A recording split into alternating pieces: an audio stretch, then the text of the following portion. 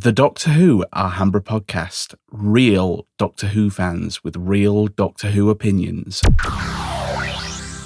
Hello and welcome to the Doctor Who Alhambra Podcast, legacy number 302 of the podcast. Not rebooting to a number 1, though. I am Brett, and joining me shortly will be my co-host in crime, the dynamic duo of Liam and Legion.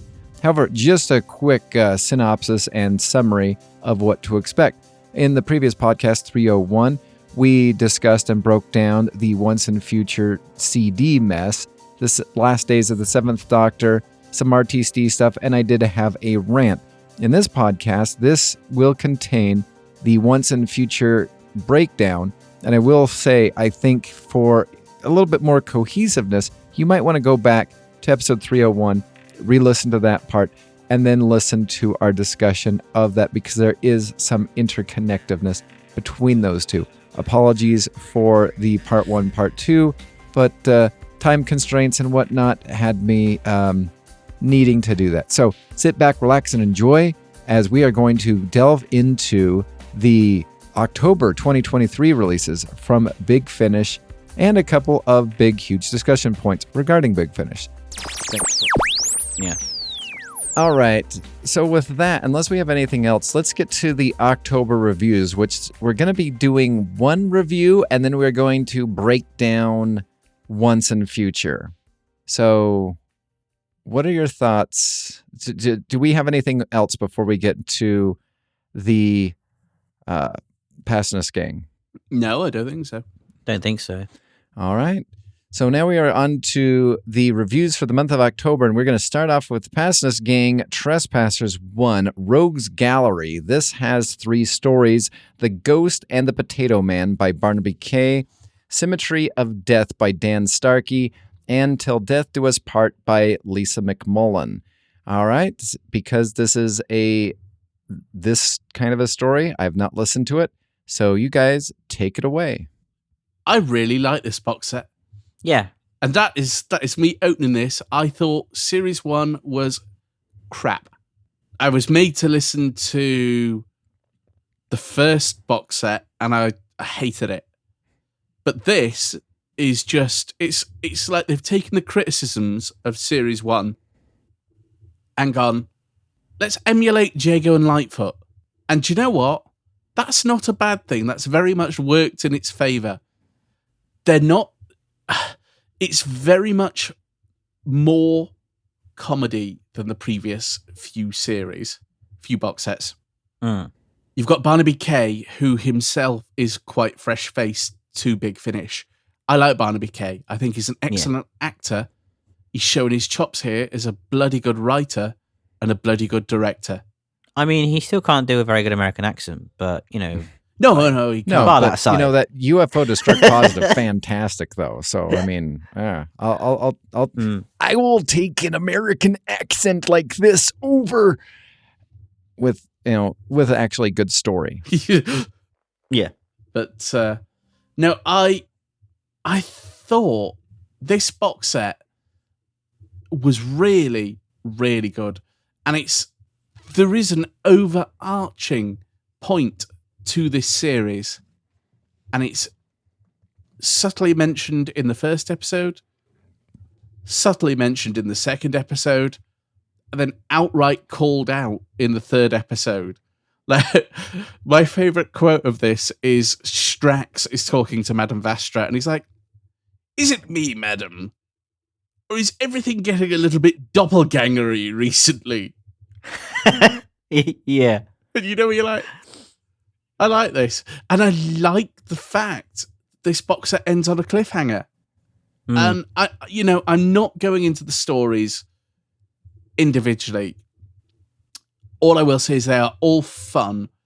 There is an excellent Charles Dickens Mickey take in the third story. Oh my God, that with was Mrs. Havisham. That was fantastic. Yeah. With Beth Chalmers. Beth Chalmers just chewed the scenery. And it had the 8th Doctor in it. And the 8th Doctor was just confused through the entire story. like this woman's trying to kill him. And he's like, I don't understand why she's so angry. And they're like, oh yeah, because you left her at the altar 30 years ago. So I don't think I did. I mean, I may do, but I haven't done yet. Leave me alone. And just the jokes relating to wearing a wedding dress constantly for 30 years is freaking hilarious. Oh, just some of the scenes between her and Jenny. Yeah. Where's the dress? Oh, I burnt it. Strax, take out the back and please burn this. Then it goes to Strax going, has anybody got any gloves? I love the fact you've got Dan Starkey writing a story in this as well, and that was a weird story, like wasn't it? Catherine That story. That was the one with the bizarre pterodactyls. story. Yeah, it was bizarre, but it was very Paternoster Gang. It was, like I say, they're emulating Jago and Lightfoot. Jago and Lightfoot, yeah, and it works. And it's not a bad thing at all. And it was nice to have Ellie back as well, wasn't it? Yes. My only criticism, yes, it was. Is that I wish they'd used her a bit more, but well, I think she'll come back into it. And I also still want to see the meeting of Sergeant Quick and Cotton. Inspector Quick and Inspector Cotton. Quick, sorry. Yeah. I think that could be the next spin-off series, but in the Paternoster Gang. I mean, the interesting thing about Lisa Bowerman is I was looking at this, and this was recorded in 2022. So this was recorded over a year ago. So yeah, I think that's another reason. She's slowly getting back into the recording game since obviously her husband died. And it's nice. It's nice to hear her again. And it's nice we're going to be getting more Benny in the 7th Doctor releases. Yes. Yeah. But Paternoster Gang Series 2 Volume 1 is just a breath of fresh air. Like I've said it several times, but it is very much emulating Jago and Lightfoot, but not just Jago and Lightfoot, early days Jago and Lightfoot. Yeah, and I think they should stick to that, honestly. Yes, I do. And the fact that it's left on a cliffhanger. Like Jago and Lightfoot usually was. Yeah. Yeah. Like, and you think, like, for the final story, XYZ is going on, and then there's just a massive reveal at the end of it, which is really good. And it was really satisfying. But it was really quick, and I was like, hang on, have I missed something? And I had to go back and listen to that last scene twice. Yeah.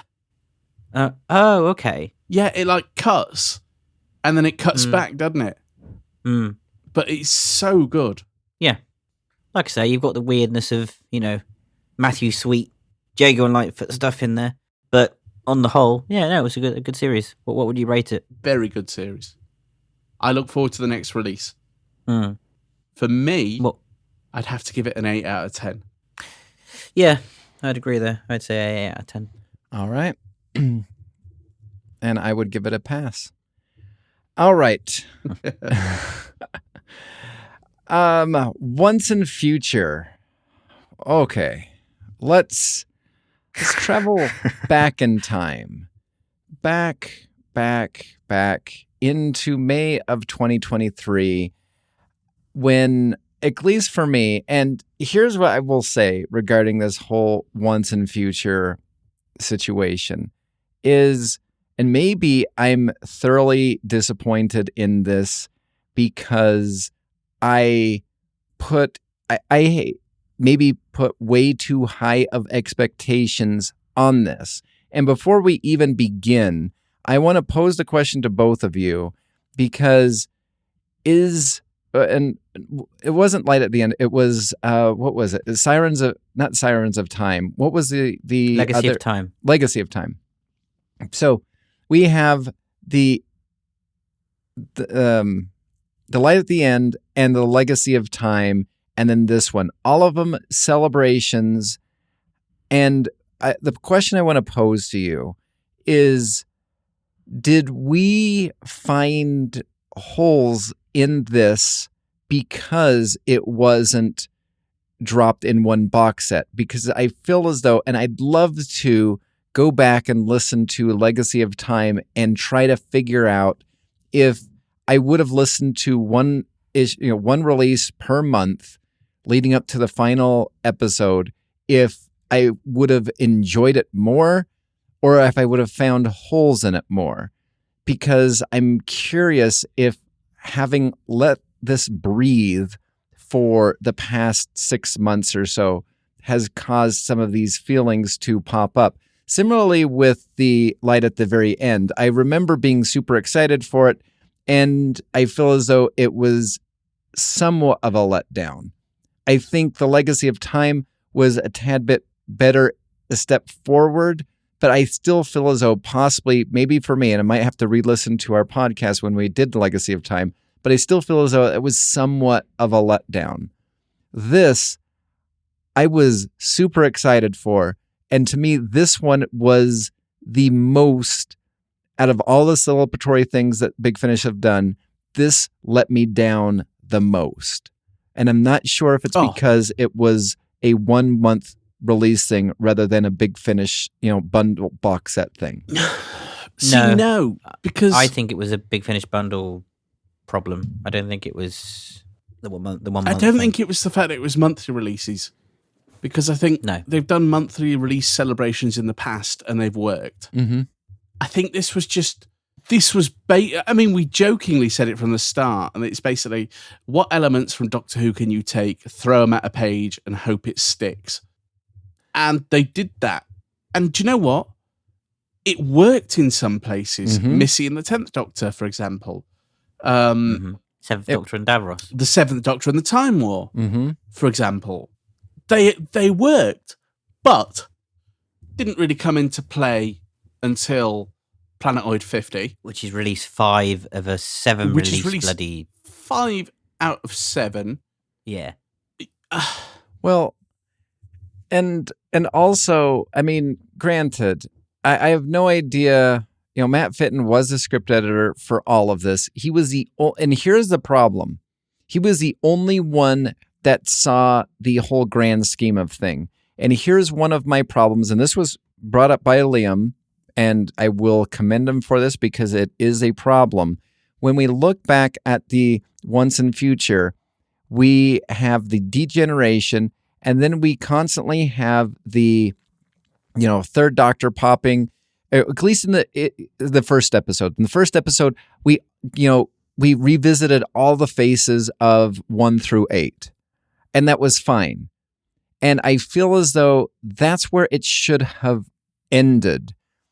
And then what they should have done, and this is my critique of everything, what they should have done is at the very end of episode 1, we needed to, because it's a Tom Baker episode, it needed to have the classic Tom Baker introduction because he was the main Doctor. Then at the very end of episode 1, that's when we needed the degeneration to the 5th Doctor, ending with the 5th Doctor's, classic ending scene credit. Then the beginning of the second episode, it should start with the very beginning of the 5th Doctor end credit or beginning credit scene, and then ending with the 7th Doctor for the next one. That's how it should have gone, because it would have actually kind of molded it together into one connecting story. Whereas, again, the first one I truly enjoy. And just out of curiosity, have any of you guys listened to any of the extended extras on these at all? No. Okay. A bit here and there. So one of the things that sticks out to me is whoever is writing, they basically relate in the extended extras that they have been given the assignment of this Doctor, this companion, this companion, this companion, and this companion. And it's like, just because it's a celebration doesn't mean you should cram them all together for one purpose. Because we also need to have side characters too. what I kind of liked with the first one is the crocodile, villains that were, out for blood, but then essentially aged to death. I thought that was kind of a fun story. You had Rufus Hound, you had Kate and Osgood, which didn't seem to be too much because they're, they work with each other. What really kind of hurt it is the constant adding this person here and this person there. You had,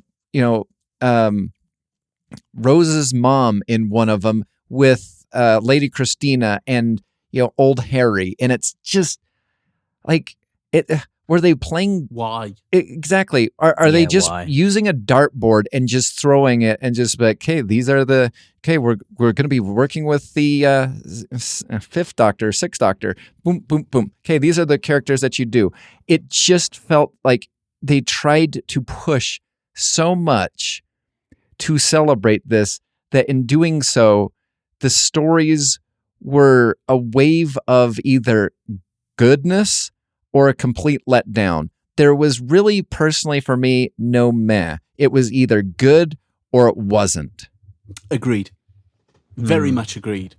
And I think it's very subjective as well on good, bad releases.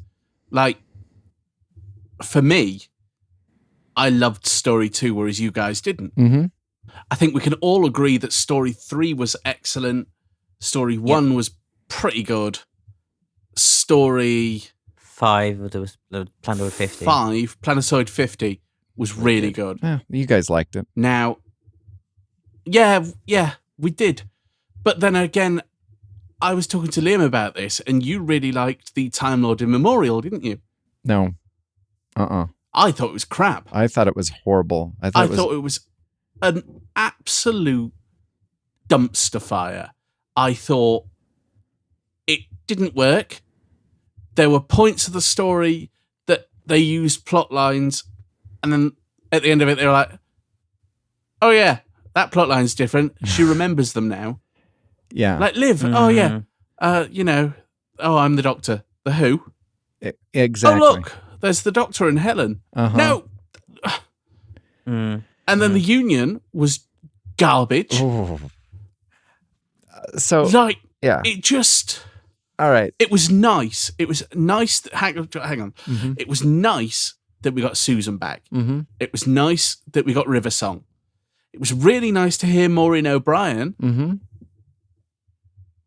but not as the character she was playing, who, if we'd looked at it from the start, we'd have realised who it was.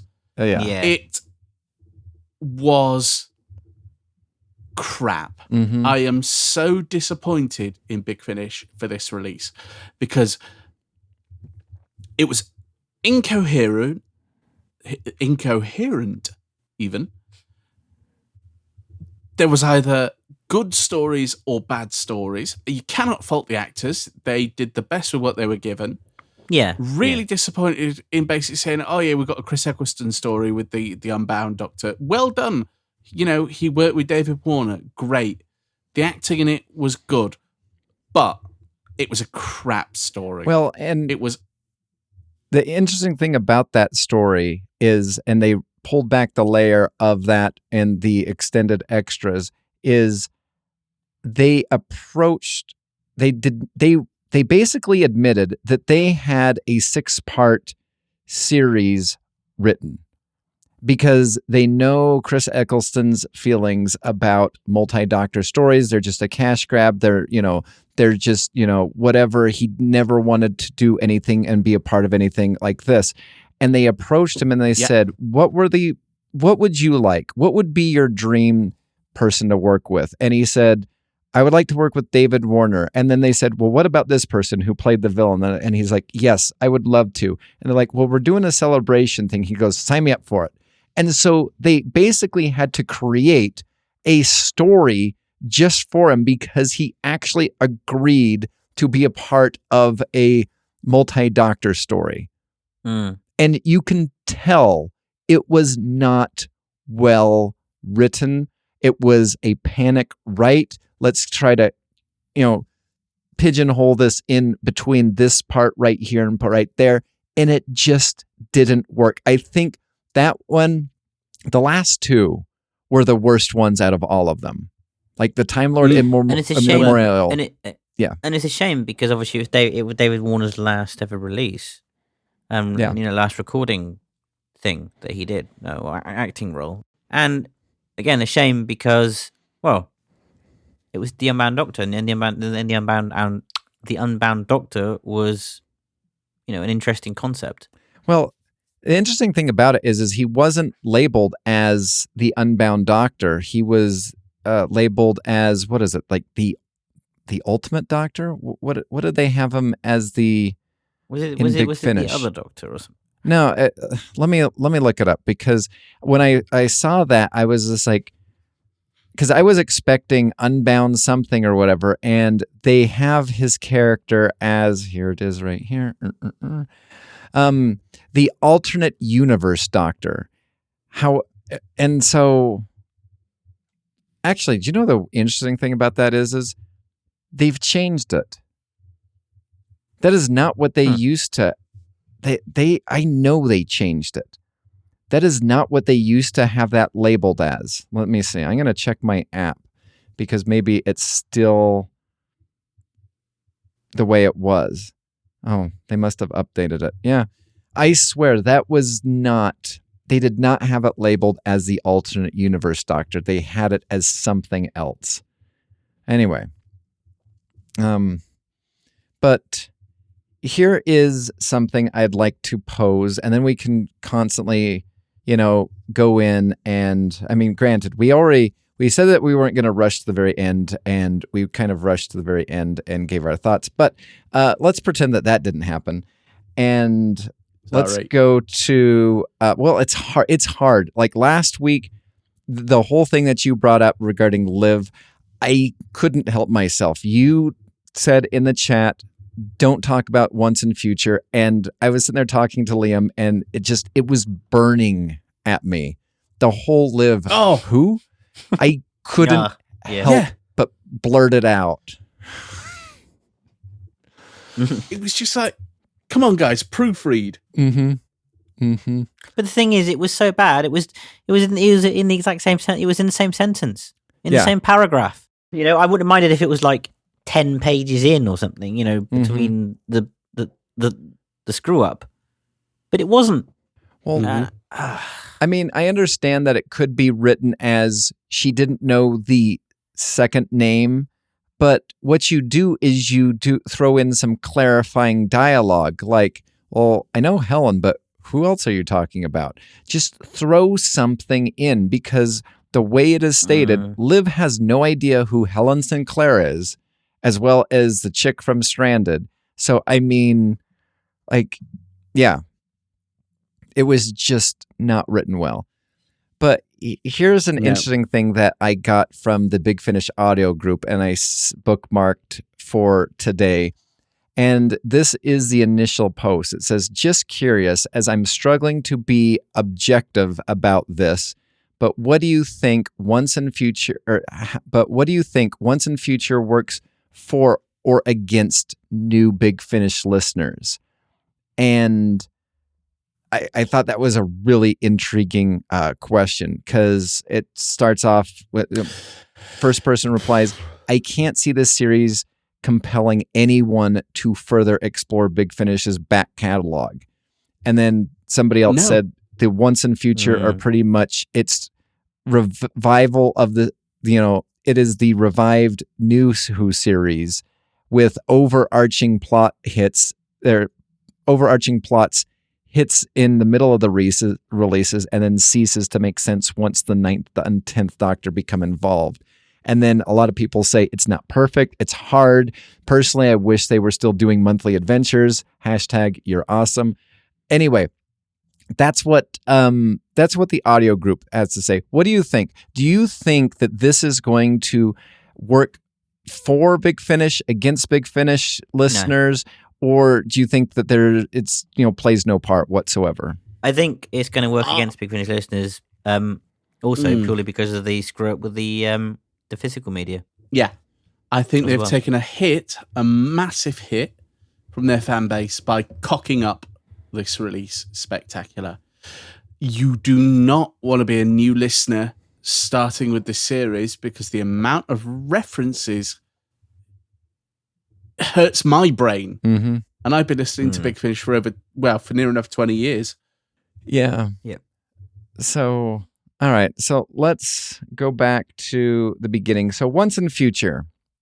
Again, I think this one and the Seventh Doctor one were perfectly formatted.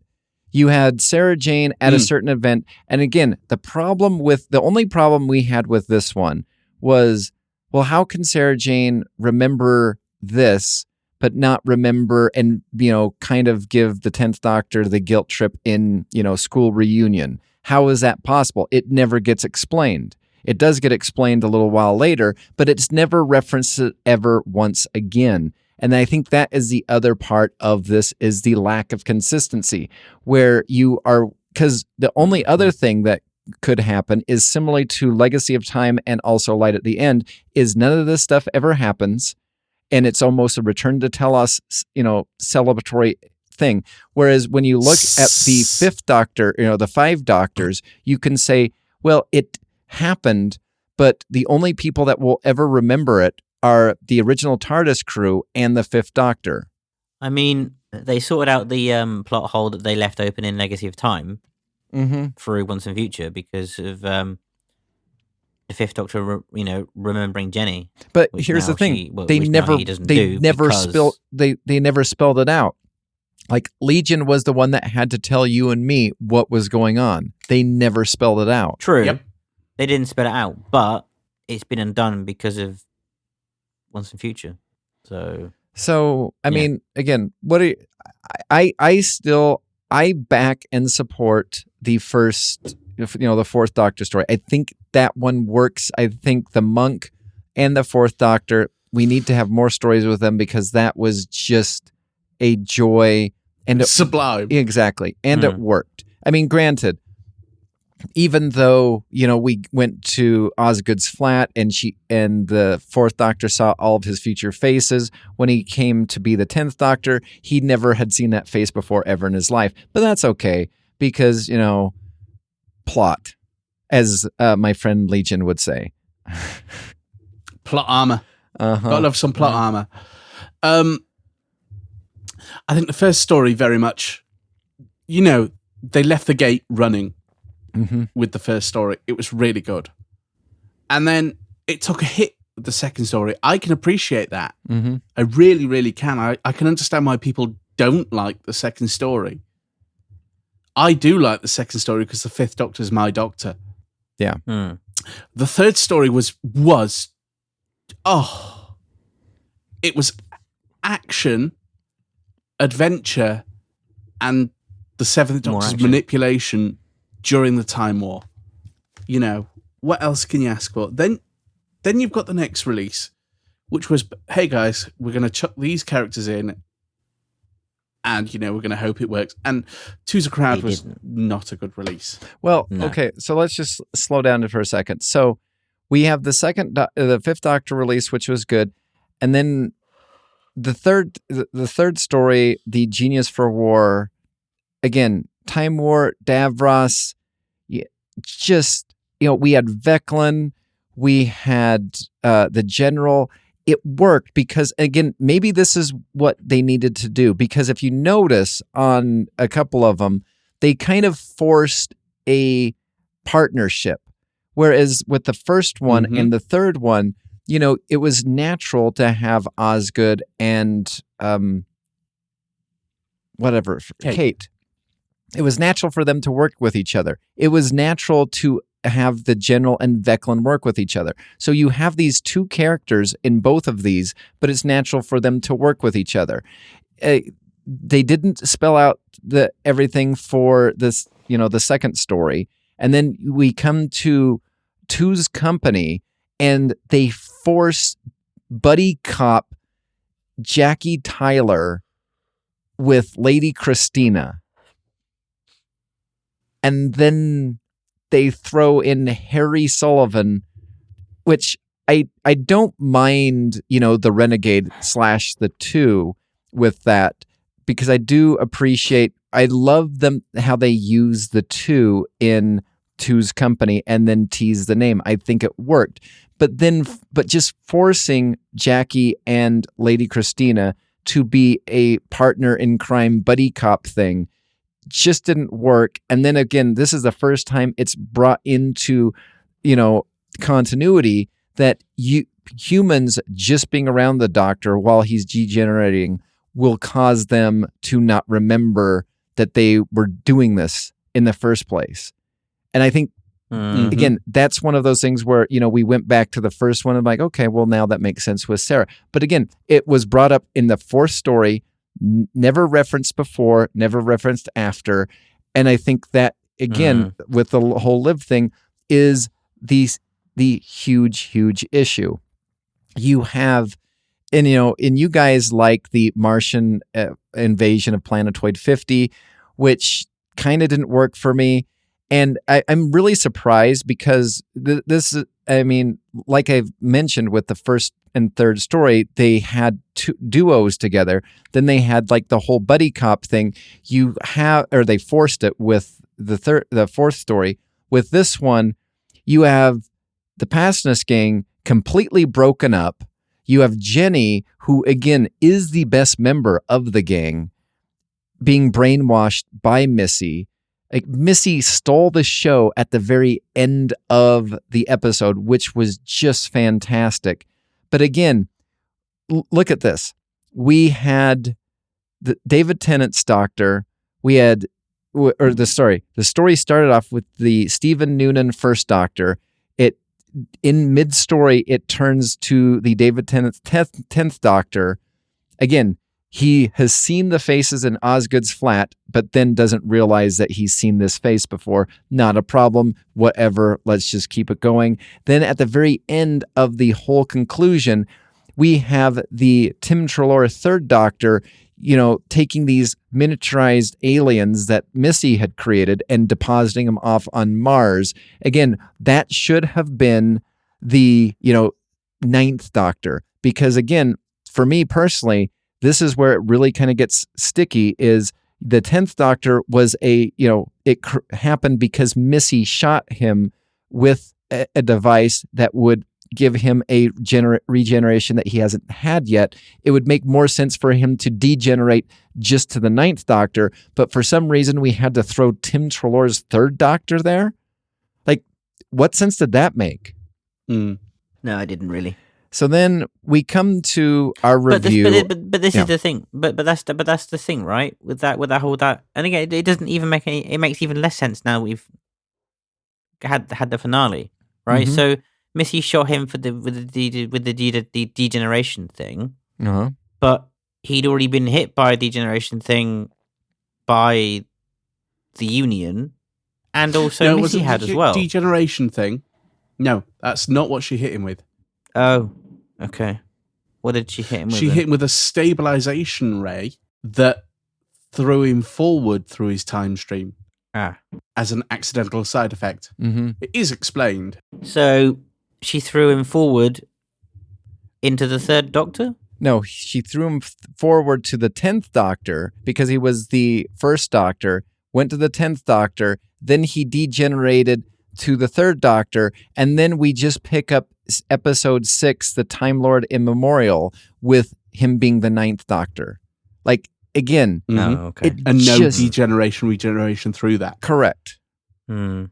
And then, at least for me personally, they did not explain the Lumiat. I have not listened to the Missy series where that character was introduced, and I was completely in the dark. I had no idea who this person was. I had no idea what their motivation was, and it took them probably about 35 minutes to actually explain.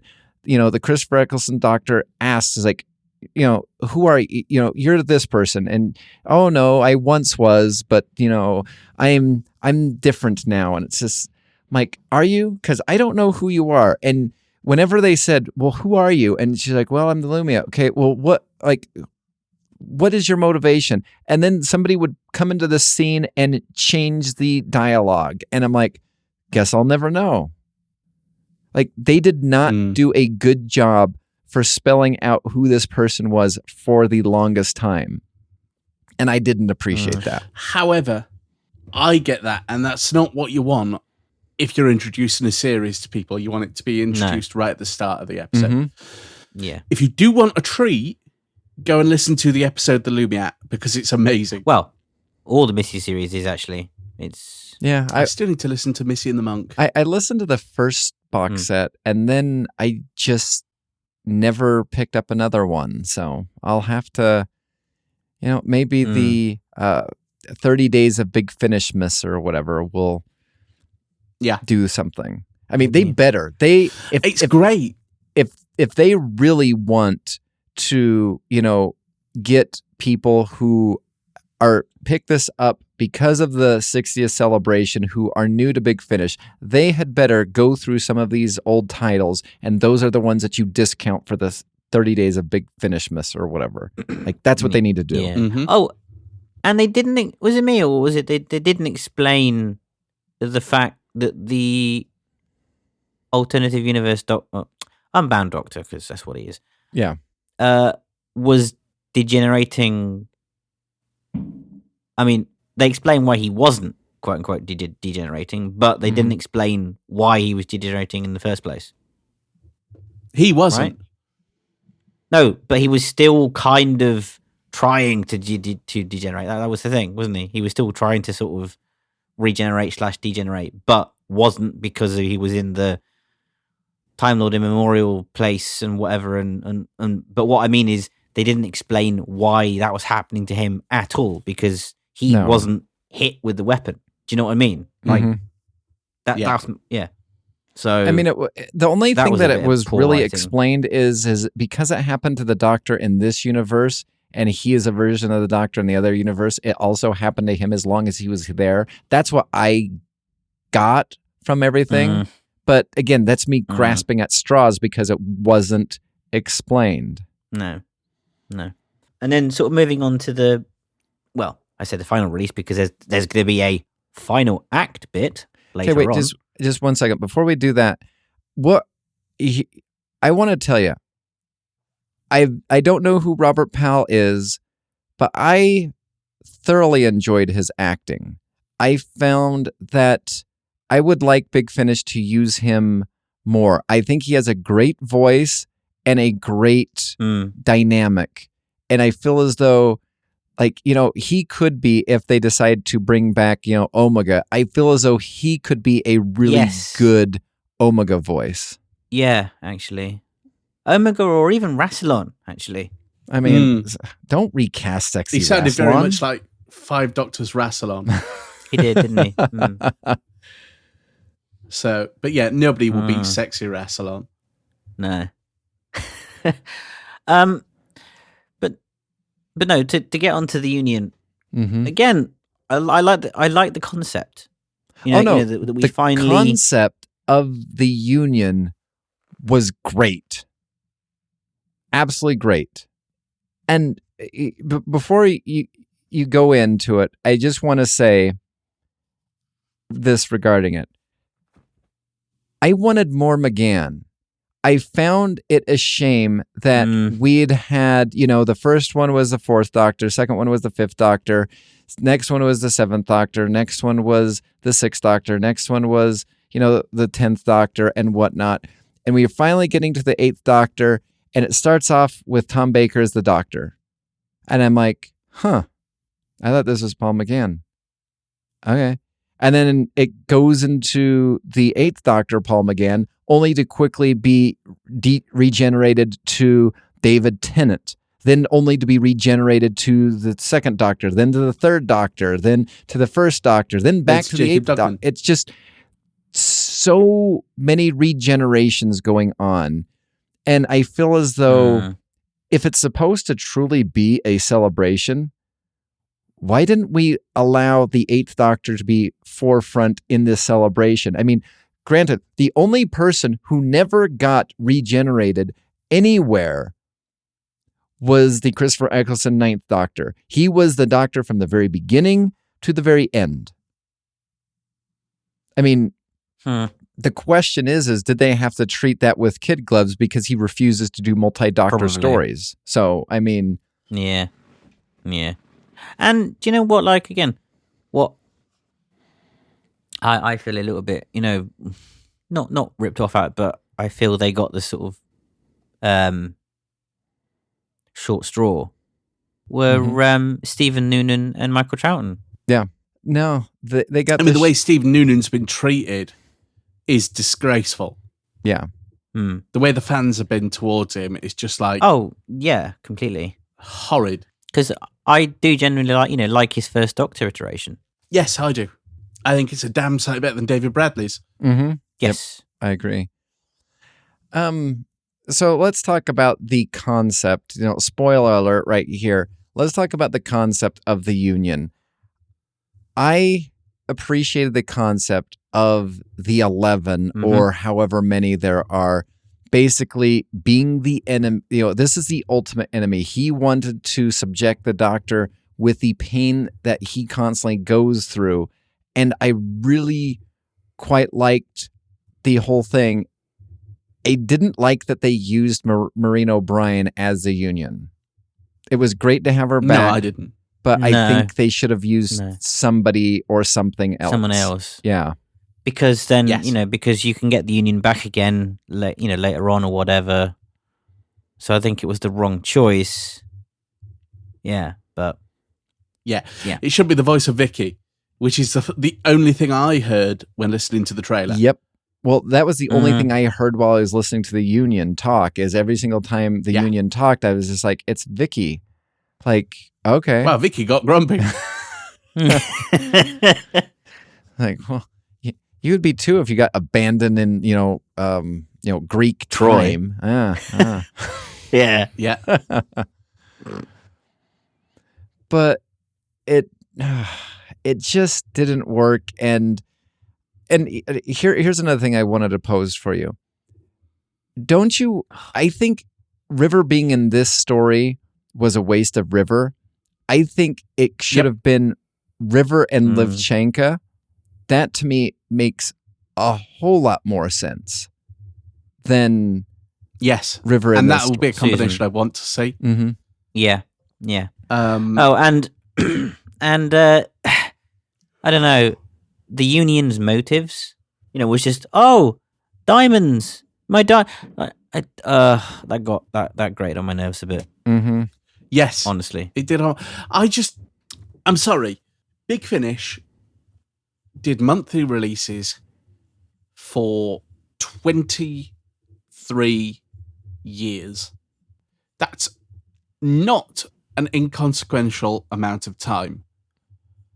They literally take a break for 1 year, and then they're like, hey guys, we're doing this event series. It's going to be sort of a monthly range. But not. Yeah. But not. It's going to be event series. It's going to all tie up together. You're going to be able to listen to them individually, but then you're also going to be able to listen to them and it's going to make a big, great story. And that great story was a dumpster fire. Yeah. I mean, what's gone on? They've had a year off, right, to apparently rethink. And it's just, I don't know, gone downhill, wasn't it, really? Fortunately. Yeah. Well, and I think this spells out the reception for this Once and Future, and I've just been checking out on the main page of each Once and Future thing, and when you look, so I'm just going to go to the month of September. I'm going to look at the Invasion of Planetoid 50.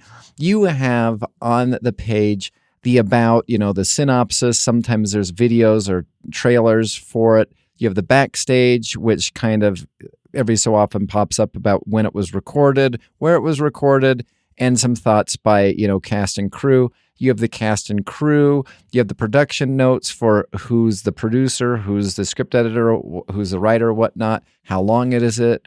And then on all of them, up to Planetoid 50, you have a reviews and awards where Big Finish has found some podcasters, not us for some reason, who knows why, and they've also found some bloggers who have had some good statements and have cited and quoted their reviews on the awards and whatever notable mentions. And as I go to Doctor Who Once and Future, Time Lord Immemorial, I go and I see About, Video, Backstage, Cast, Production Credits. No awards and notable reviews. Then I go to Once and Future, The Union, and I see About, Video, Backstage, Cast, Production Credits. No awards and notable reviews. I think that's, and I was playing around with a couple of things, and the only one that is also very similar to that layout of recently is everybody's favorite, Doomsday, The Dying Hour. So here's the thing. November 2024 rolls around. The coda comes out. Who out of you are going to do a revisit to Once and Future leading up to the coda? See, and here's the weird thing is I was all for that until the last two. You know what? I'm going to go listen to coda with my sketchy knowledge of what happened in Once and Future and call it good. Mm-hmm. Mm-hmm. Yep. That's what I'm going to do as well.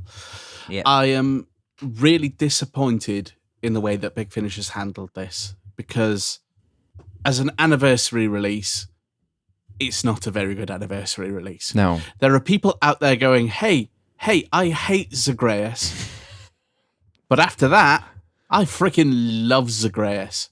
Yeah, I mean, come on. Look at Omega, Davros, and the Master. You know, they were excellent releases. Mm-hmm. Leading up to anniversary releases. Zagreus, which was yeah, a 6. If on good days, a 5. I like Zagreus. I've never had that issues with Zagreus. Granted, it was one of the first, as I said, Big Finish releases I ever got and I ever bought on the CD. As a result of getting into sort of Orion. It was a really nice CD. Oh, yeah. I still own that one. Yeah. And for the longest time, like, I had no idea what the fuck was going on. Previously on Doctor Who. There was a previously? Oh, shit. But, like, besides that, they sort of told you what was going on anyway in the plot. Mm-hmm. Yep. So you didn't really need Neverland. I mean, granted, it helped. Don't get me wrong. And it's good to go back and listen to it in order, but you still didn't come away going, "Oh, okay." In actual fact, I don't know about you, but I kind of came away from that going, "Ooh, okay, I want more Eighth Doctor." Like where are they going next? And so see, and I'm the exact opposite. I listened to the Zagreus, and I was just like, I don't think I'm interested in this. And then I took a trip because, this was me into Big Finish, and I took a trip to the first Charlie Storm Warning, and I was like, okay, feelings still mutual. Then I got into the Eighth Doctor Cyberman story, and that was what, like, had me hooked. Like, that right there. And then again, you get up to Neverland. Neverland was fantastic. And then you go to Zagreus. And just a letdown. Yeah, but it's quite a fun letdown. It was definitely an experimental wacky letdown. Mm-hmm. But like episode 1 is very much following on from Neverland. Episode 2, sort of halfway following on from Neverland. Then you get halfway through it, and then it just who wrote goes it? I off can't the remember rails. who wrote it, but it's just like, what the hell have you been smoking? I mean, Nicholas Courtney as the Cheshire Cat, was it? Was it a rabbit? As the Cheshire Cat. It's the Cheshire Cat. Yeah. And yeah. Sophie Aldred as a gun-wielding rabbit. Oh, yeah. Yeah, that's the memory you never know you wanted back. Oh yeah, and Sylvester McCoy is the kindly old kind of arcade carnival owner. Yeah. He's thinking now, I'm going to go listen back to Zagreus. Yeah, and the thing is, it was like it was the Fifth Doctor as that Reverend. I was like, why is he a bloody Reverend? Give me the Fifth Doctor back. Yeah, that always Colin Baker really is the King of the Vampires. That was cool though. Like I enjoyed that, but it just kind of it did really bug me at the time. Of listening to Zagreus going, but why is the Fifth Doctor a bloody vicar? Can we not have him as the vicar, please? Just give me the Fifth Doctor back. Yep, with Sarah Sutton as his ward. Madness. It was bizarre. I'm genuinely going to have to go back and listen to Zagreus. Yeah, you are. Well done, Big Finish. You wanted us to love this story, and now I'm going to go and listen to Zagreus. Yeah. So just to answer your question, writers for Zagreus was Alan Barnes and Gary Russell. Oh, no wonder it was so experimental. Gary Russell took risks. You don't get that anymore. Nope. Yeah. But I mean, but then you say that, and like I said before, listening to Audacity, I mean, I think you phrased it perfectly earlier to me, and that was that it was very early Eighth Doctor, but it was good early Eighth Doctor. Yeah.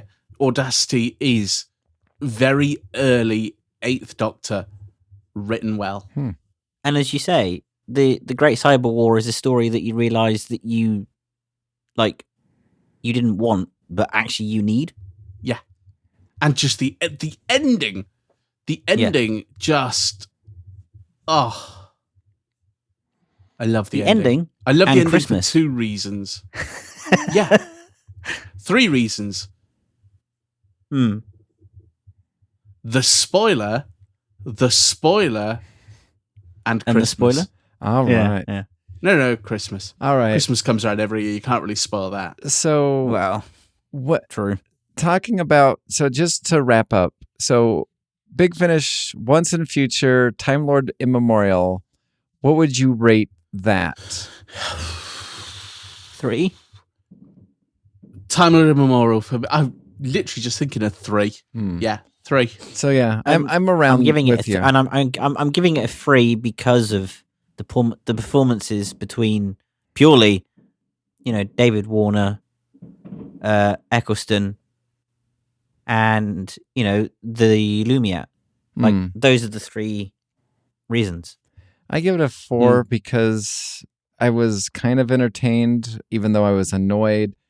And yeah, I will tell you, for me, like currently right now, I'm on the time scales and I'm just like looking at some people's reviews. Here's one of them.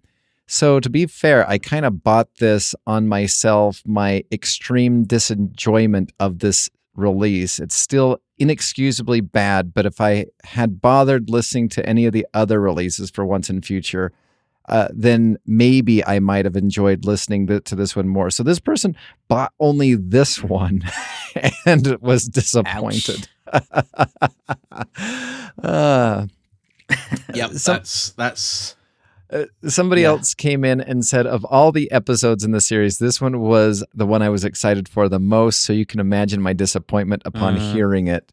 It's almost impressive how boring the episode is because it has some awesome characters and is the most influential to the main Once and Future plot thus far, and still somehow manages to be incredibly dull. Yes. Yeah. That's pretty accurate, actually. Oh. All right. That's savvy. So what would you rate Once and Future The Union? Again, the concept was good. And I liked some of the scenes between Susan and 8 and the First Doctor and Susan. 4. You'd give it a 4? I'd give it a 4. Wow.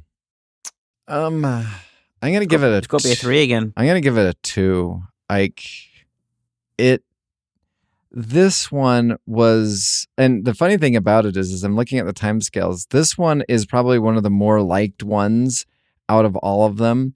This has the rating of 8.5. Wow. Yeah.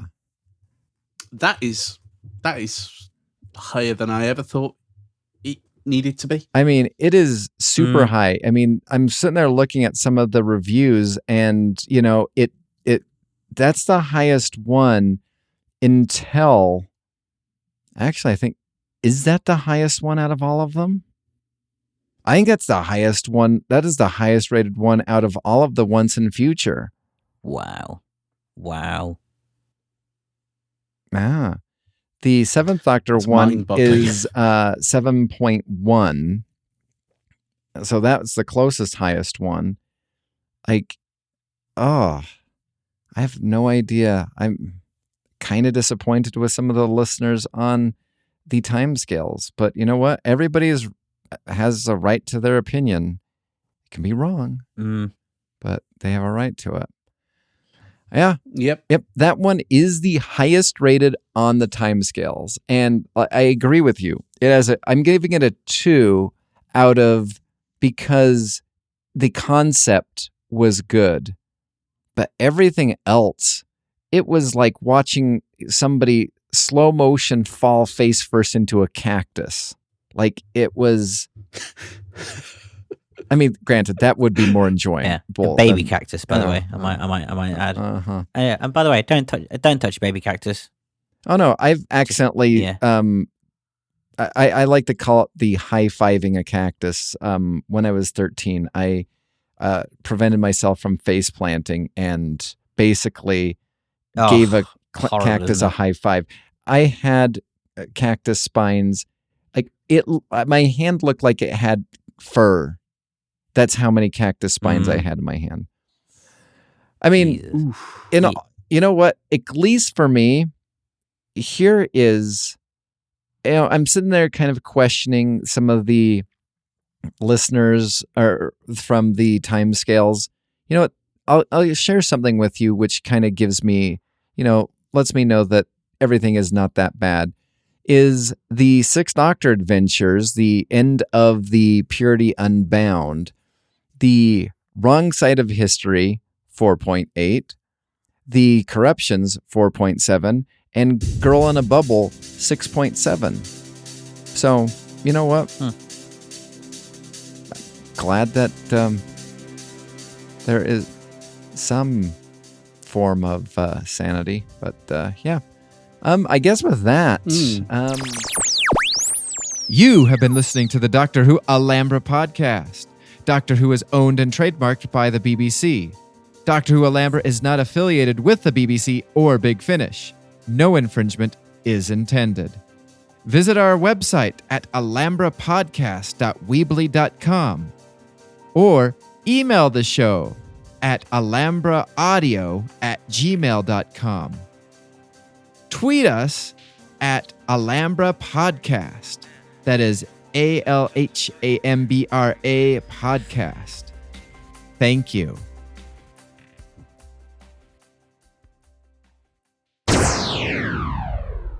Since the first. On the Wait, no. group, Nope. all they're doing. Doctor Who fans are not Ian complaining. Levine, which is Doctor Who fans are Liaming. They're Liaming. Yeah. Come on, hang on. Whoa. Says the person who's going to have a massive rant later, I might add. I told you. Saying. I have some issues that I'm worried about. For some reason, you were unable to realize or read or understand that I said, if certain things happen, I'm out on the new series. I didn't say I'm out on the new series. I said, if there's certain things that happen, I am out on the new series and I have rationale. And all I got is, no, you're giving up too soon. No. Okay. When did I go? No, I don't. You made me sound like Peter from Family Guy. Here's what you're going. You're going, all right, you're giving up too early. No. Oh dear. See what he's going to do later, Liam. He's not going to rant. He's going to Liam.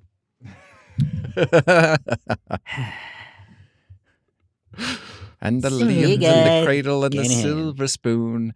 Little boy complaining about the man in the moon. Oh, sorry. Oh dear. What you saying, missed me. Liam? That's going as Have the a intro. Baby, don't know when, but I'll complain again. Yeah, I'm gonna have a rant again. And this, ladies and gentlemen, is why Brett went into education and gave up on his music career. Exactly. Oh dear. What episode So, number are we? I know you just released 301. 301, isn't it? Wow. Mm-hmm. I can't believe we've got past the 300 mark, actually. I know, really. I know. I mean, the funny thing is I feel as though when we were going up to 200, I'm not sure we were grasping at straws, but we were trying to get to 200 promptly.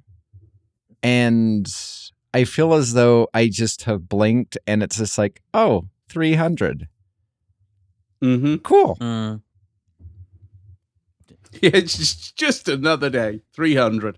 Next big one's 500. Yeah, that's what I say. Yeah. We celebrate 500. I'm not celebrating no meager 300 or 200. Well, I think we celebrated 200 because we never really did anything for a 100. So No. I think our celebration of 200 was our late celebration of 100, and now it's going to be 500, 1,000, then 2,000, then whatever. Death. Yeah, death. I mean, with Death. you and Legion's reviews, I mean, we're going to get there in like no time. No time. Yeah. No, Yeah. not at all. I need to, I need to Here's a controversial watch opinion for An you. Unearthly Child. Mm. Go on. The controversial opinion, or question, should I say, rather than opinion, is Big Finish 100 the least celebrated / worst 100 release ever? Well, it's the only 100 release ever. Well, yeah, but I mean, like, it's not exactly a hallmark release, is it? I mean, No, one could it's say not. Once in Future is not that good of a hallmark of a release for a celebration also. Yeah. That too. There's a story behind 100. 100 is a very last minute release.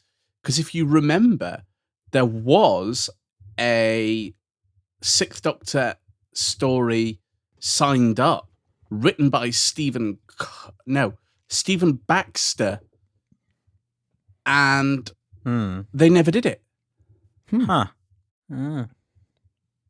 I'm sure it's on the way back. What was machine, if you wanna have What a was look. the story going to be called? Can you remember? Something of Angels, a Flight of Angels, I think. Oh, right. Okay. Interesting. And it was announced in late 2005. Interesting.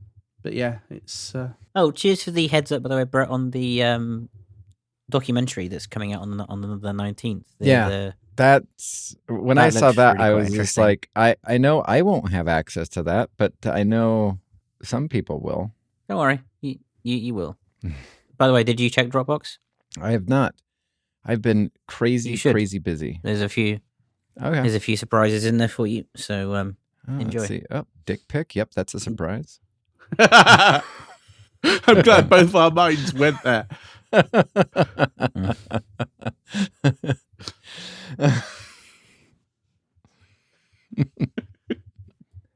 All right. So we got the Paternoster Gang. I'm kind of intrigued by Torchwood, but I haven't listened to it. I mean, in all honesty, and I told Legion this before you jumped on, Once in Future really bummed me out. I guess we can get into that in the podcast though. So here's what we'll do. We will start off with any news, any other stuff, new series or Big Finish news. I'm not sure if there has been any Big Finish news. I'm gonna check the pages. Doesn't look like it. I mean, I guess there's not really any. I mean, the only thing is the Seventh Doctor. The cast and crew the last days. We could talk about that because I do have somewhat like concern just a little bit for that, but there's that, and then there's a new series which I will go on a mini rant with actual opinions, and like I said, I'm hard fast to those opinions. If those things occur, peace out, man. From the new series, peace out. I'm genuinely intrigued about this. And then we will, Well, because I mean, you're the last person I expected to, well, as you say, piece out of the new series. So, well, I have my rationale, and I fully, I feel as though I'm justified, and I feel as though I'm not being hyperbolic or insane. I believe that it is a just concern, and you can disagree with me, and I will listen to it. Doesn't mean I'll do it, but I'll listen to it. Let's see. And then we will do, I guess what we'll do from that point forward is we'll do the October reviews. And so how do we want to do this? Do we want to review Once and Future, the two for October, and then get into the entirety of Once and Future? Or do we want to go into all of it? Because I almost want to think that this is so big that we need to talk about the two that came out on October, but we also need to talk about the entirety of the event as a whole. We need to talk about the event. I think we need to talk the whole event, and I think we should, when we get to the points, I think we should cover the two for October. Okay. When we get to it, because it would make more sense rather than talking about the two and then going back and doing that. Do you know what I mean? Mm-hmm. Yeah. So do it that way, I reckon. Okay. All right. Sounds good. So I want to share something with you that I've been monitoring. Saw it last week while me and Liam were podcasting, and I didn't say anything because I was kind of curious what was going to happen.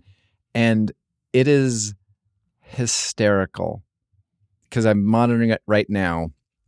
There is, I don't know if this person is a new Who fan or not, but on Twitter, they constantly are having these polls, and they are trying to figure out, it's, Doctor Who rankings 2023. I want you to see if you can notice what they're doing. I'm not going to tell you the results, but I want you to see if you can see what they're doing. So, Witchfinders versus Mythmakers. Revolution of the Daleks versus Terror of the Vervoids. Rosa versus the Runaway Bride. Shada versus Rosa. Into the Dalek versus Revolution of the Daleks. What do they all have in common? Curse of Paladin versus Power of the Doctor. Can we notice drop 13th Doctor era? Yeah, the all 13th Doctor era. Yeah, they're all some other story versus a 13th Doctor era. And in every poll, every single 13th Doctor story loses. Mythmakers beat Witchfinders. Terror of the Vervoids beats Revolution of the Daleks. Runaway Bride beats Rosa. Shada really beats Rosa. Into the Dalek beats Revolution. Let's see. The most recent one that I was monitoring. So Pirate Planet destroys Power of the Daleks. And let's see. Currently, the Santaran stratagem is beating Revolution of the Daleks. The End of the World beats Rosa. The Chase beats Rosa. The Invisible Enemy beats Into the Daleks. Revolution of the Daleks. Leisure Hive beats Rosa. TV movie, 68% to 31% over Rosa. Like, nobody is voting for the 13th Doctor series. Interesting. Mm-hmm. It is. It's very interesting. It's very telling. Mm. Yep. I think if that poll had been done a year ago, you would have seen people go, "Oh yeah, 13th Doctor." But now, Nope. Very true. All right. Well, it's been less than it's been less than a year, and you can tell that the era has not aged well. And if that's 1 year down, what's that going to be like in 10 plus years? It's going to be near forgettable, which I actually am very excited for.